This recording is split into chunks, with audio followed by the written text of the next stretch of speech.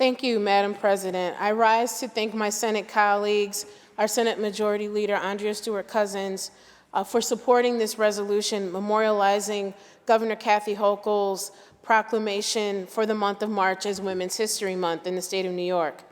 March officially became Women's History Month in 1987. I will not tell you how old I was at that time. However, it gives us the opportunity to lift up and celebrate historical and present-day contributions of women in the United States. As we celebrate Women's History Month in this chamber today, we stand on the shoulders of powerful women who came before us, leaders who understood the assignment and fought to ensure equality and justice. Whether it's trailblazers and breakers of glass ceilings and sometimes brick ceilings when it comes to women of color, like our Majority Leader, Andrea Stewart-Cousins, the first Black woman to lead the New York State Senate, or whether you look at leaders such as the Super Six, the first all-women class of freshman senators elected in the history of New York State, whether you look at all of my women colleagues who I'm so proud to serve alongside, courageous women like Shirley Chisholm, one of my sheroes, who boldly brought her own chair to tables that did not have a place for her, other Black women, and other women of color. Generations of women who have fought so hard for gender equity on all issues.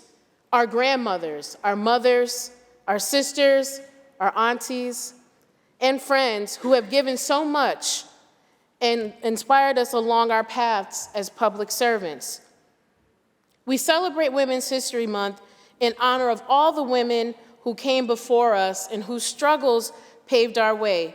And we, in turn, will commit to doing this work so that the path is smoother for our sisters, daughters, nieces, all of the young women and girls who represent our future.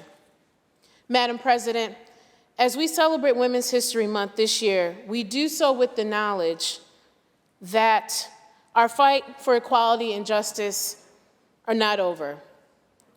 We are still paid less for the same type of work here in 2024. We are still grappling with laws that are that have been enacted to remove our bodily autonomy. Our reproductive freedoms are under attack. It has been nearly 2 years since Roe v. Wade was overturned by the Supreme Court, putting a once settled constitutional right under threat for millions of women.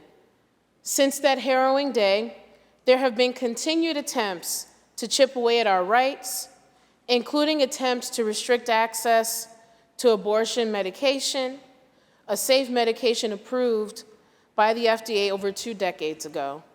And just last week, we saw attacks against IVF, the standard fertility treatment that have helped so many struggling couples to start families. And the list goes on, and quite frankly, enough is enough. In January, we marked the 51st anniversary of Roe v. Wade with the Senate Democratic majority advancing landmark legislation to strengthen New Yorkers' reproductive rights and improve maternal health outcomes. Make no mistake, reproductive care and maternal care is an essential component of our healthcare system.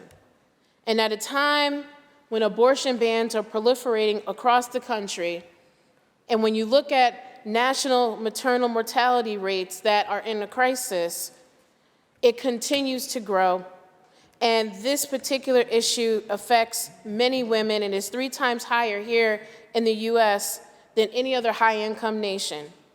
The US maternal mortality rate is even higher for Black women, who are nearly 3 times more likely to die from a pregnancy-related cause than white women. And in New York State, we are also seeing this disparity in real time as we too struggle with this public health challenge. It is important to note, however, that these are not solely women's issues, but impact everyone. For when a mother dies in childbirth, that is not just a woman's issue. The pain, the struggles, the losses suffered by women reverberate in our families and throughout our communities. When we empower women and ensure that they have access to the resources they need to fulfill their potential and follow their dreams, not only do we improve the lives of women, but by extension, we are also strengthening families, communities, and our entire state. So as I close, as we continue to commemorate Women's History Month, I hope you all will join me in reaffirming our commitment as a legislative body to pass policies that are committed to equal rights, representation, and justice for all the women and girls of our great state here in New York. I am very proud to vote in favor of this resolution, and I hope my colleagues will join me in celebrating Women's History Month by voting aye. Thank you, Madam President.